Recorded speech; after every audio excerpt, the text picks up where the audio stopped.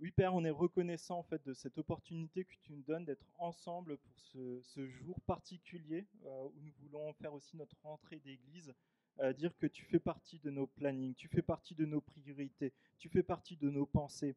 Et je te prie, s'il te plaît, que tu puisses encore nous parler ce matin et que tu puisses euh, vraiment nous donner de vivre et d'expérimenter ta grâce, ta paix dans notre quotidien, que nous sachions sur qui nous pouvons compter. Je te prie, s'il te plaît, aussi peut-être pour des amis qui viendraient pour la première fois, qui ne te connaissent pas. Je te prie, s'il te plaît, que tu puisses te révéler à eux. Je te prie dans le nom de Jésus. Amen.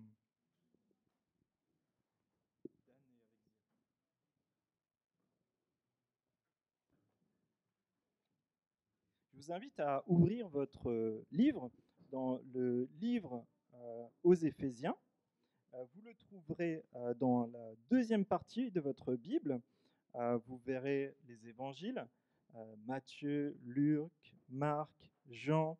Après, vous arriverez vers Corinthiens et Galates et vous arriverez à Éphésiens. Et on prendra aujourd'hui uniquement les 2 premiers versets de cette lettre. C'est une nouvelle série qu'on va entreprendre ensemble sur le livre des Éphésiens. C'est un livre qui a encouragé beaucoup de chrétiens au travers des siècles parce qu'il nous rappelle qui nous sommes. Nous sommes enfants de Dieu. Et aujourd'hui, on va avoir une prédication qui est un peu différente de celle qu'on a d'habitude, mais on va essayer de s'arrêter finalement sur chacun de ces mots et de savoir qu'est-ce que ça veut dire d'être béni par Dieu, de sa grâce, de sa paix. Euh, qui est Paul? Qu'est-ce qu'un apôtre? Euh, Qu'est-ce que la volonté de Dieu? On va survoler un peu tout ça pour nous donner un peu à tous des éléments communs pour comprendre la suite de cet épître. Mais j'espère aussi que ça puisse vraiment nous encourager à découvrir la Bible en profondeur.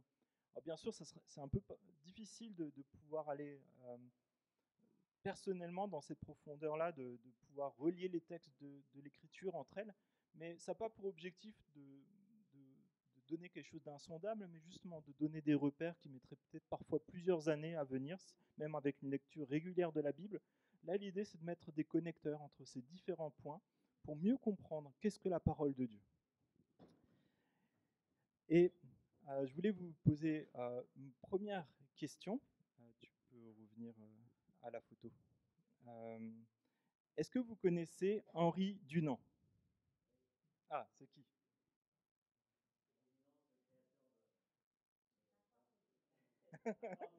Ah, oui, c'est le créateur de la Croix-Rouge, un des fondateurs, et c'est aussi le premier prix Nobel de la paix en 1901. Il est fondateur de la Croix-Rouge et euh, il a l'idée de créer la Croix-Rouge parce qu'il voit des blessés de guerre qui sont livrés à eux-mêmes. Et il est touché de compassion pour eux en voyant cela.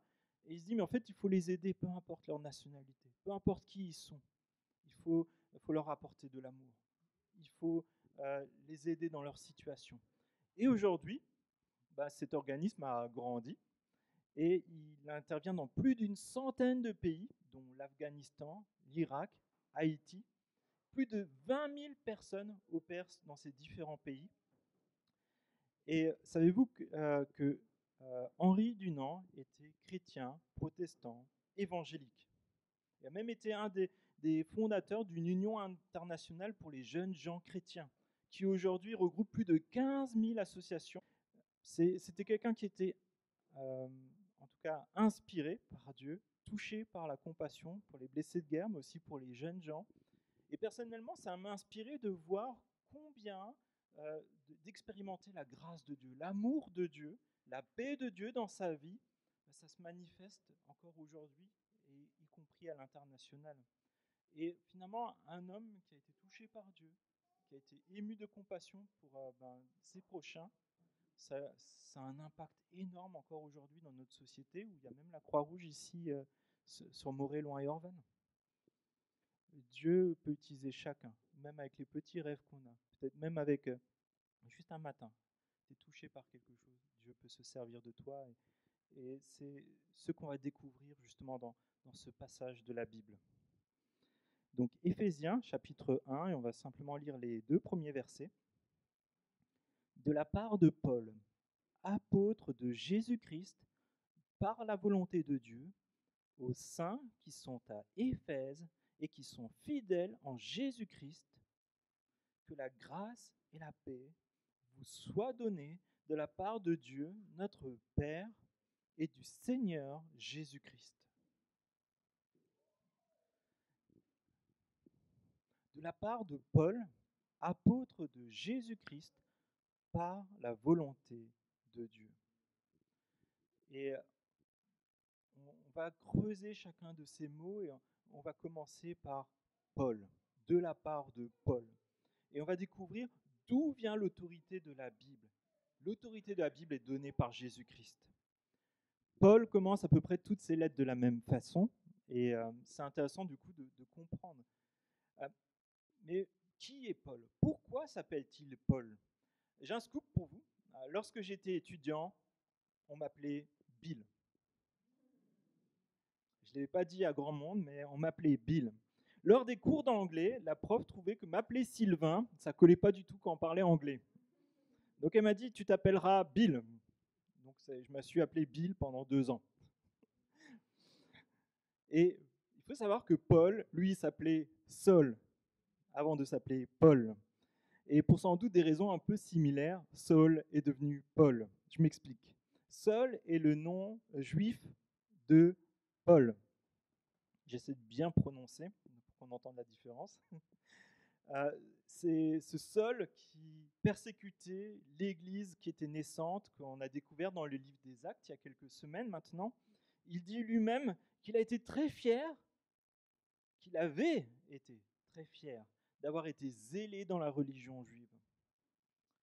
Et c'est là qu'il faut bien comprendre la chose, et comprendre d'où vient la paix qui va venir. Le fait que des Juifs deviennent disciples de Jésus-Christ rendait Saul complètement fou. Comment est-ce qu'il pouvait renier tout cet héritage ancestral depuis des siècles? Pour se garder pur, Saul faisait attention de ne pas s'associer aux païens. Finalement, les païens, c'est simplement tous les autres peuples à part les Juifs. Pour cela, il ne pouvait même pas manger avec eux. Il ne pouvait même pas rentrer dans le même bâtiment que des païens. Les païens ne pouvaient pas rentrer dans le temple.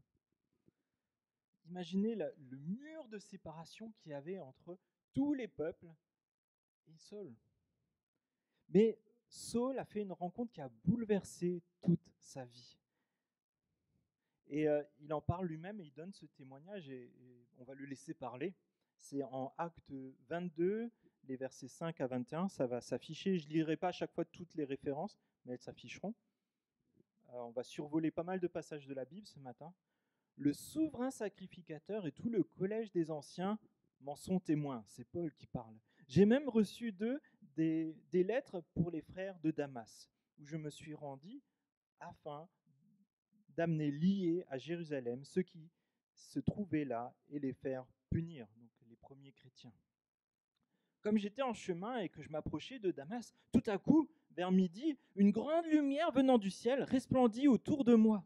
Je tombais par terre et j'entendis une voix qui me disait « Saul, Saul, pourquoi me persécutes-tu » Je répondis « Mais qui es-tu, Seigneur » Et il me dit « Je suis Jésus de Nazareth que tu persécutes. » Ceux qui étaient avec moi virent bien la lumière, mais ils n'entendirent pas la voix de celui qui parlait.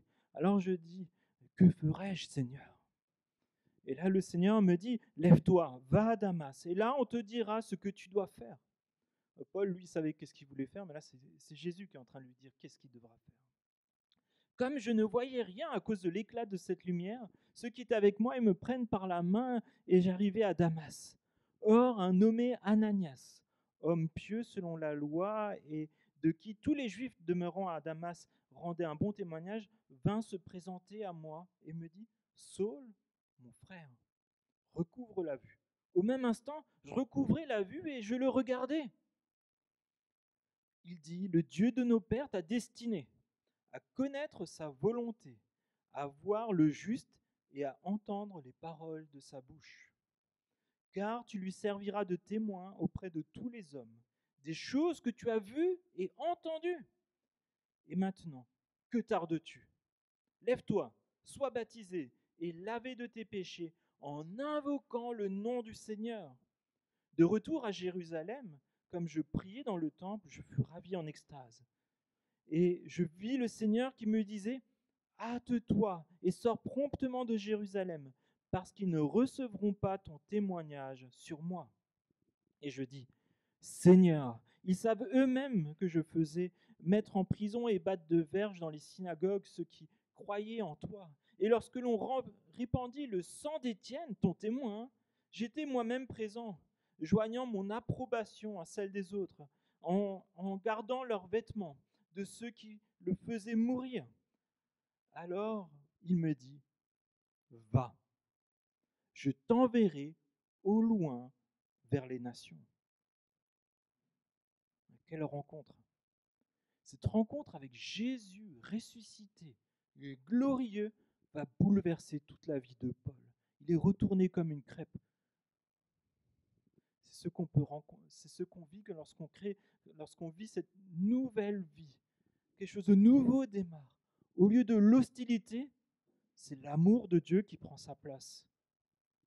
Et cet amour, il est pour tous les hommes, peu importe qui ils sont, peu importe ce qu'ils ont fait. Et Paul est envoyé par Christ vers les nations païennes, afin que le plus grand nombre d'entre nous entendent la bonne nouvelle de Jésus-Christ, y compris des gouverneurs, des rois, des infirmes, des estropiés, des pauvres et des personnes qui vivaient dans la débauche. Pour cela, Paul est obligé de s'adapter pour se faire tous à tous, y compris de changer de nom. Imaginez juste le grand chamboulement qu'il y a dans la vie de Paul. Tout ce qui était important pour lui, finalement, il se rend compte que c'est rien, que ça vaut rien. Et il explique justement ce qu'il a ressenti à l'intérieur de lui après cette rencontre avec Jésus. Paul, il dit, je rejette finalement tous ces gains qui sont liés à la fausse religiosité. C'est le Philippiens.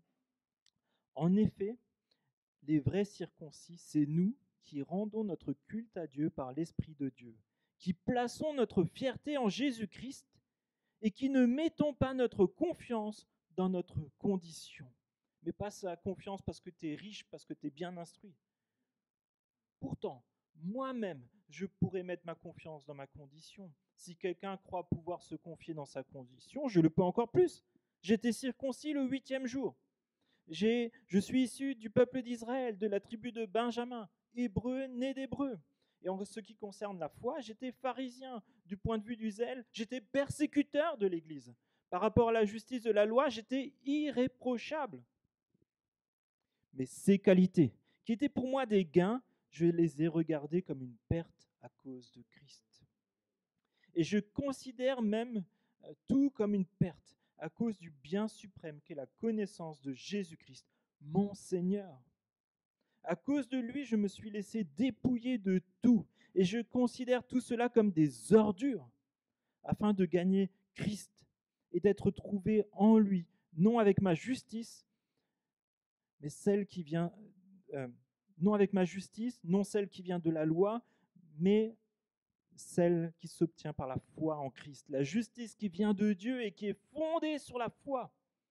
Ainsi, je connaîtrai Christ, la puissance de sa résurrection, la communion à ses souffrances, en devenant conforme à lui dans sa mort.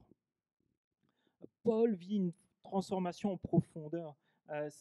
Les choses qui pour lui étaient importantes jusqu'à présent, le regard des autres, le fait d'être dans le bon club, tout ça, il le considère désormais comme des ordures, parce qu'il regarde à Christ. Qu'est-ce que Christ a pour lui? C'est bien meilleur, c'est ce qu'on va découvrir dans le livre des Éphésiens. C'est ce que Dieu va accomplir dans ta vie. Il veut t'amener à trouver ton identité en lui. Paul ne s'identifie plus au fait d'être dans le bon groupe religieux, ni avec ses connaissances intellectuelles, ni avec ses mérites, ni avec son zèle pour Dieu, ni même avec son zèle pour Dieu. Et Paul s'identifie maintenant comme étant appelé par Jésus-Christ. Jésus-Christ t'appelle. Paul est appelé par Dieu pour être enfant de Dieu, comme toi tu es appelé à être enfant de Dieu. Mais Paul, il a encore un appel particulier qu'on a entendu. Il est appelé de manière toute particulière par Dieu pour son plan de salut pour toute l'humanité. Qui aurait parié sur Paul? Persécuter l'Église et finalement être choisi par Dieu pour apporter le salut, le message de la bonne nouvelle. Qui aurait parié sur des pêcheurs au bord d'un lac? C'est Jésus qui l'a fait. Et ça a bouleversé toute l'humanité. Bien que Paul ait persécuté l'Église, cela ne l'a pas empêché de servir Dieu et de bâtir son Église. Alors peut-être ce matin, tu te dis, ouais, mais en fait, moi, j'ai mon passé. Qu'est-ce que j'en fais? J'ai fait des choses qui étaient peut-être horribles. Je me suis vraiment planté dans ma jeunesse. J'ai peut-être même persécuté quelqu'un de ma famille qui croit en Dieu. Mais ce matin, j'ai envie de te dire, mais tu es accueilli par Jésus, les bras ouverts. Tu es accueilli par une église avec les bras ouverts.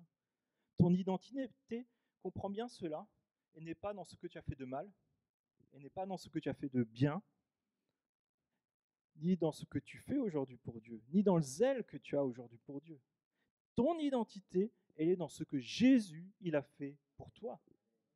Ce n'est pas ce que toi tu fais pour Jésus qui compte, mais ce que Jésus a fait pour toi. C'est vraiment peut-être un appel pour quelqu'un. Ne passe pas à côté ce matin. Tu n'es pas trop grand ni trop petit pour rentrer dans le royaume de Dieu. On va se poser la question, mais que veut dire être apôtre? En Marc 3, il monta ensuite sur la montagne, donc Jésus, et il appelait ceux qu'il voulait, et ils vinrent vers lui. Alors déjà, je trouve que ce qui est remarquable, c'est que d'habitude on dit « qui veut servir Dieu ?» Mais en fait là, c'est Jésus qui dit « non, mais c'est toi que je veux ». Peut-être il te le dit aussi, et tu es peut-être en lutte avec ça, c'est toi que Jésus veut pour son service. Il en établit 12, auxquels il donna le nom d'apôtres, pour qu'ils soient avec lui, donc pour qu'ils voient ce que Jésus fait, et pour les envoyer prêcher, avec le pouvoir de guérir les maladies et de chasser les démons. C'est Jésus lui-même qui envoie, qui équipe et qui donne sa puissance. Ce n'est pas la puissance des personnes, ce n'est pas la puissance d'un rituel, c'est Jésus lui-même qui intervient au travers de ce qu'il envoie. Un apôtre, s'il y a une chose à retenir, ce n'est pas ce qu'ils font qui est important, c'est le fait qu'ils soient envoyés. Dans le Nouveau Testament, c'est une sorte de terme officiel, choisi par Jésus et envoyé. Et ils sont envoyés pour bâtir l'Église de Jésus-Christ, sur l'Écriture. Et c'est pour ça que c'est eux qui vont communiquer la révélation finale de la parole de Dieu. C'est l'enseignement que Jésus lui-même leur a donné. Et les apôtres nous ont laissé ce patrimoine. Alors, dans un premier temps, c'était oral, quand ils passaient d'une église à l'autre, mais après, ils ont écrit des lettres aux églises. Et aujourd'hui, nous avons tout un ensemble de lettres qui sont là et qui nous suffisent à savoir ce que Dieu veut pour moi, pour ma famille, pour mon église et mes voisins. Et pour cela, les apôtres ont pour tâche de prêcher, d'enseigner la parole de Dieu, de faire des miracles et de former et d'établir des dirigeants d'église. Alors, une question qui peut se poser aujourd'hui, mais aujourd'hui, y a-t-il encore des apôtres? Je dirais non, pas comme les 12 et Paul, dans le sens où la révélation de Dieu, elle a été donnée, elle est complète, elle est suffisante, il n'y a plus personne qui a besoin d'écrire un livre en plus dans la Bible, tout ce que Dieu nous a donné est là. Et oui, dans un certain sens, par des personnes que Jésus envoie et qui sont pionnières, mais ça n'a rien à voir avec les 12 et Paul. C'est des personnes qui vont aller dans des domaines, dans des lieux ou vers des personnes où personne n'est allé avant eux et Jésus les envoie. Parfois, ça peut être dans une région où on n'a jamais entendu le nom de Jésus. On a entendu Coca, mais jamais Jésus. Et Jésus envoie des personnes là-bas. Dans la fondation de nouvelles églises, de nouvelles œuvres, dans l'assistance à un groupe d'églises pour les structurer, pour les aider à grandir. Mais on ne peut pas comparer cela aux apôtres du 1er siècle qui ont finalement été là, spécialement choisis par Jésus pour être dans le plan de salut pour toute l'humanité. Et c'est là où je pense à quelque chose qui est important. Paul n'est pas apôtre selon une volonté humaine. C'est pas Paul qui a dit moi j'y vais, ou quelqu'un qui l'a dit, qui a donné un coup sur l'épaule, allez vas-y Paul, ça serait bien. Non. C'est pas par son éducation, parce qu'il était très instruit, non. Ni parce qu'il était intelligent et il raisonnait super vite, il comprenait rapidement les choses. Non.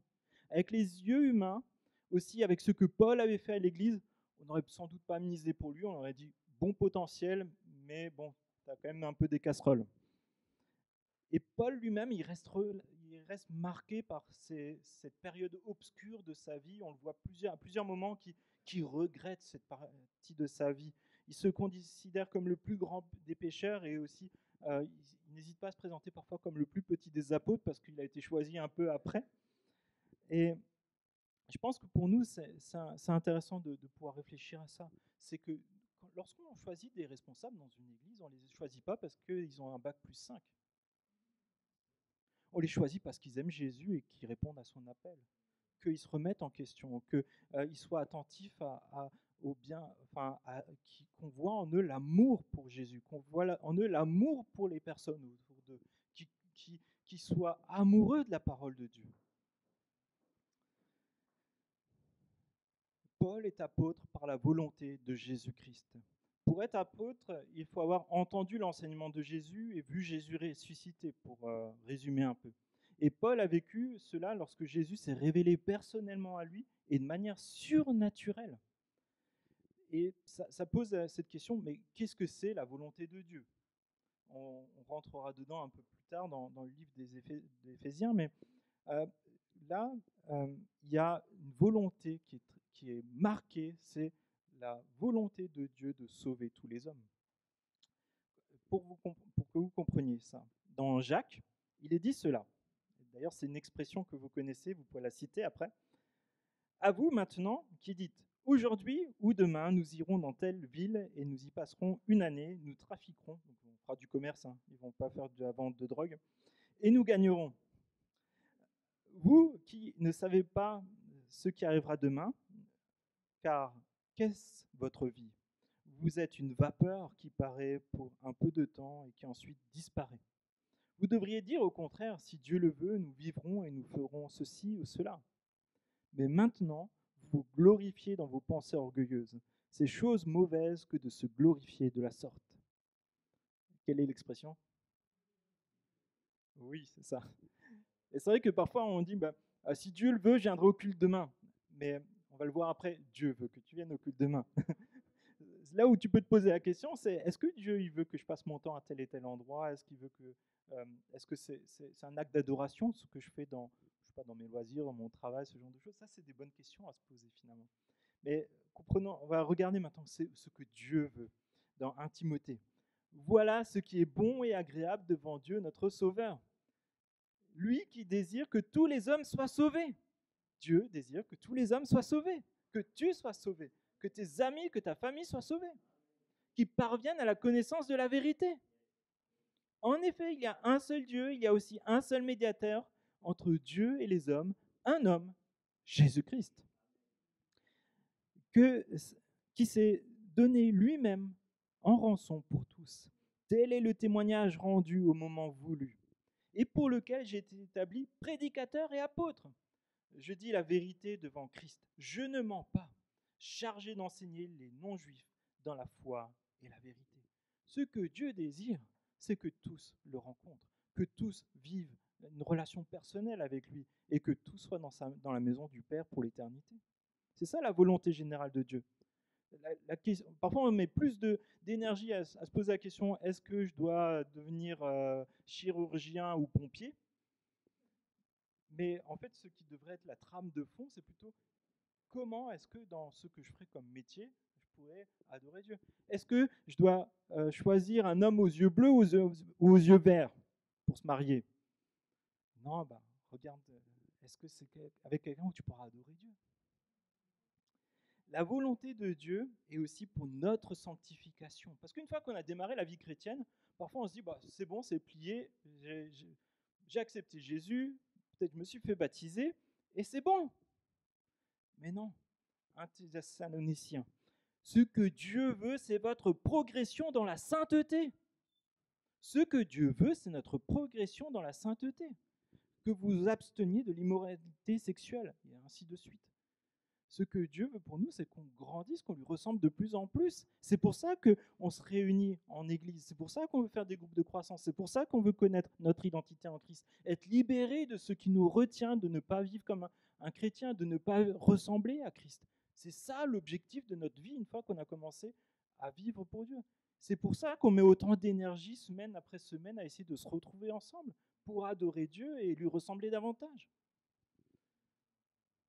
Alors vous me direz, bon, c'est peut-être Paul quand même, il est venu après les autres, peut-être c'est lui, il avait des idées, c'est peut-être parfois, comme on dit, bon, c'est un pasteur, il a un peu ses idées, il tient, c'est son dada de parler de telle et telle chose. Peut-être vous direz ça de Paul, mais qu'est-ce que dit Pierre? Pierre, c'est Jésus qui l'a choisi, il a dit sur cette pierre, je bâtirai mon église. Pierre, il dit cela. Considérez bien que la patience de notre Seigneur est votre salut. Si Dieu ne patientait pas, nous ne pourrions pas être sauvés. Notre bien-aimé frère Paul vous l'a aussi écrit conformément à la sagesse qui lui a été donnée. C'est ce qu'il fait dans toutes les lettres où il parle de ces choses. Il s'y trouve certes des points difficiles à comprendre et les personnes ignorantes et mal affermies en tordent le sens, comme elles le font avec des autres écritures, pour leur propre ruine. Bien-aimés, vous voilà avertis. Tenez-vous donc sur vos gardes, de peur qu'entraînés par l'égarement des impies, vous ne perdiez la ferme position qui est la vôtre. Mais grandissez dans la grâce et dans la connaissance de notre Seigneur et Sauveur Jésus-Christ. À lui soit la gloire, maintenant et pour l'éternité. Amen.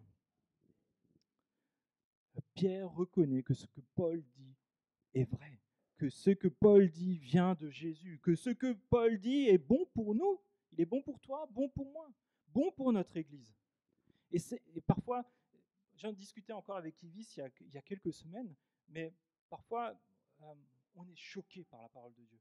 Elle nous bouscule dans nos retranchements, dans peut-être parfois des choses où on est un peu mal à l'aise, mais c'est Dieu qui est en train de nous parler, qui est en train de nous dire, mais je t'attends pour faire un pas de plus. Et c'est pas pour ça qu'il faut taper sur la personne qui t'a dit quelque chose ou sur ce qui est enseigné ou autre. C'est peut-être Dieu qui est en train de te parler. Et c'est là où il faut avoir le discernement. Qu'est-ce qui est pour moi? Qu'est-ce que Dieu veut pour moi? Comment je peux faire un pas de plus? Parce que ce qu'il faut comprendre, c'est que toute la Bible est destinée à un seul objectif, de Timothée.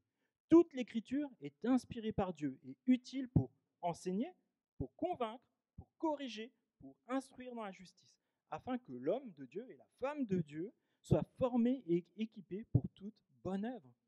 La volonté de Dieu est de se révéler aux hommes par sa parole, et cette parole est consignée par des auteurs inspirés par le Saint-Esprit et choisis par Dieu. Le message de la Bible, il est intemporel, et parfois il vient à l'encontre de peut-être des idées, des choses préconçues qu'on a, mais c'est la parole de Dieu qui est la vérité. Ce n'est pas les idées qu'on a. Et pourquoi ça ne change pas? C'est parce que Dieu, il est éternel. C'est pour ça que les hommes qui ont entendu l'Évangile il y a 2000 ans, ça parle de la même façon à notre cœur aujourd'hui. On a le même cœur tortueux, on a tous le même besoin de Jésus. En Éphésiens 2, ainsi donc, vous n'êtes plus des étrangers ni des résidents temporaires, mais vous êtes au contraire concitoyens des saints, membres de la famille de Dieu. Vous avez été édifiés sur le fondement des apôtres et des prophètes. Jésus-Christ lui-même en étant la pierre angulaire. C'est en lui que tout l'édifice bien coordonné s'élève pour être un temple saint dans le Seigneur. Nous avons besoin d'avoir la même parole de Dieu pour qu'il n'y ait plus de division entre ceux qui ont connu Pierre, ceux qui ont connu Paul, ceux qui sont de telle ou telle église, qui nous rejoignent. Ce qui est important, c'est ce qui est écrit dans la parole de Dieu. C'est avec ça que est enlevé tout ce qui peut être des obstacles et des murs entre nous. Dieu veut construire avec nous. Il ne veut pas cloisonner entre nous. Dieu a accompli la promesse de créer un nouveau peuple, sans barrière de langue, de culture, ni ethnique, ni intellectuelle, ni sociale. Dieu, il a un projet pour notre Église. C'est un projet d'amour, un projet où on va tous dans le même sens. La vie de Paul témoigne justement de cette puissance de transformation que Dieu opère. Et Dieu a, par Paul, nous a intégrés, nous qui étions non-juifs, à la même famille, la famille de Dieu. Et lorsque Paul s'adresse aux Éphésiens, il leur dit de la part de Paul, apôtre de Jésus-Christ, selon la volonté de Dieu. Il nous parle non de sa propre autorité ou de sa propre volonté, mais de la part de Dieu pour accomplir la volonté de Dieu. Sauver, sanctifier, amener à la sainteté. L'autorité de la Bible est donnée par Jésus-Christ.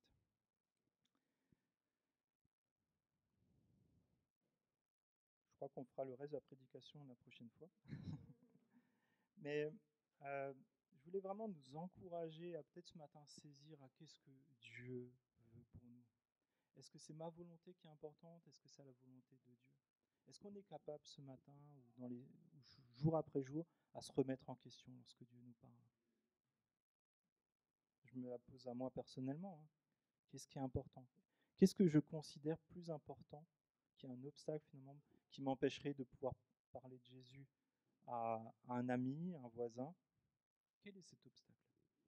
Est-ce que c'est mon orgueil? Parce que je ne sais pas comment l'autre il va me juger. Est-ce que c'est peut-être parce que j'ai pas assez de temps pour lui? Entre guillemets, pas assez d'amour. Hein.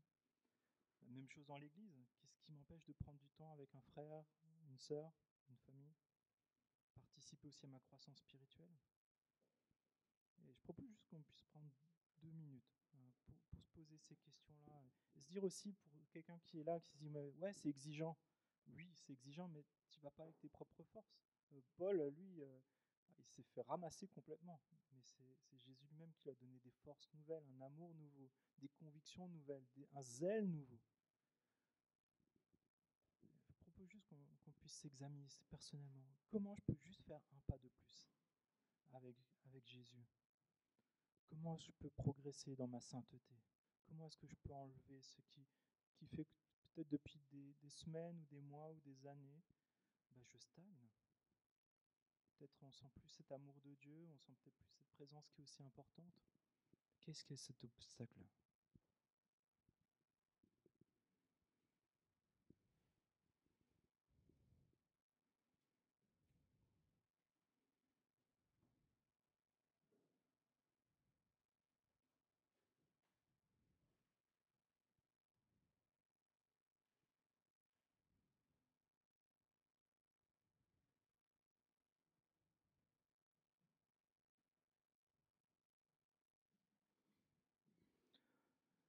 Oui, Père, je te remercie parce que c'est toi qui sais sonder nos cœurs mieux que quiconque. C'est toi qui sais nous trouver dans, dans nos retranchements, lorsque parfois on se met en position de sécurité, qu'on ne veut plus avancer. C'est toi qui viens à notre rencontre et qui vient nous tendre la main. Je te prie, s'il te plaît, que ce matin, justement, tu puisses accomplir quelque chose de grand dans nos cœurs, dans nos vies, que ça puisse se voir dans notre quotidien, qu'on puisse, comme Paul, être conscient qu'il y a une transformation profonde qui s'est produite en nous au moment où on a abdiqué devant toi. Qu'on a arrêté de te dire, moi, je voudrais faire ceci ou cela, mais qu'on s'est posé en te demandant, mais qu'est-ce que tu veux que je fasse? Seigneur, je te prie, s'il te plaît, vraiment, que tu puisses nous entraîner à être beaucoup plus prompt à te demander qu'est-ce que tu veux qu'on fasse, à chercher dans ta parole ce qui est le plus important pour nous, ce que tu as de bon pour nous. C'est tellement bon de voir que tu veux nous donner cette paix, cette grâce, ce cadeau surnaturel et que parfois nous passons à côté.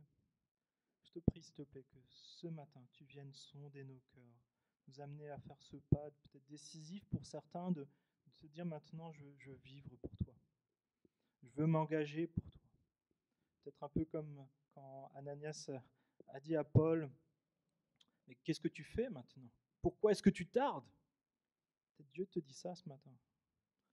Seigneur, je te prie que tu puisses nous parler, que tu puisses nous pousser, nous donner le courage de prendre position pour toi dans notre quotidien, dans notre vie d'église, dans notre relation avec toi, dans notre engagement avec toi. Et je te prie peut-être pour quelqu'un qui repousse le baptême depuis longtemps. Je te prie, s'il te plaît, que tu lui donnes vraiment de convictions profondes. Seigneur, aide-nous chacun et chacune à faire un pas de plus pour vivre enfin cette vie formidable que tu as pour nous. Cette vie avec toi, cette vie dans l'église, cette vie dans la famille. Seigneur, on sait que c'est toi qui donne le meilleur, la grâce et la paix. Et que demander de plus que ton amour, ta compassion, ta paix. Je te prie dans le nom de Jésus.